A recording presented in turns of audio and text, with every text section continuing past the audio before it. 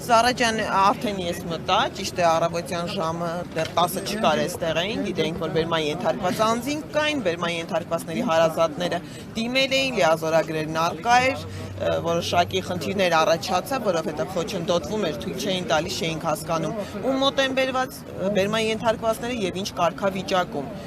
Ժամը արդեն քանիսն էր, ամեն դեպքում ես բարձրացա իմ պաշտպանյալի մոտ, Հասմիկ Ամիրզադյանի մոտ, մնացածի մասով դեռ տեղեկություն չունեմ, ինչ փուլում է, ինչ վիճակում է, գործընկերներս էլ առավոտից այստեղ են,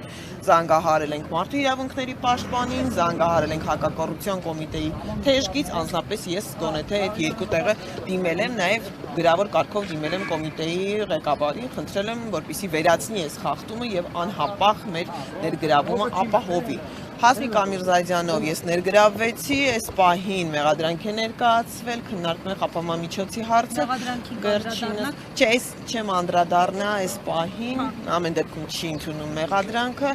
Մենակ այն ամենակարևոր հանգամանքներից մեկը, որ Հասմիկ Ամիրզադյանը 5 որդեգրված երեխա ունի, անչափահաս երեխա։ Ես կարծում եմ հույսով եմ այս մասը հաշվի կառնել։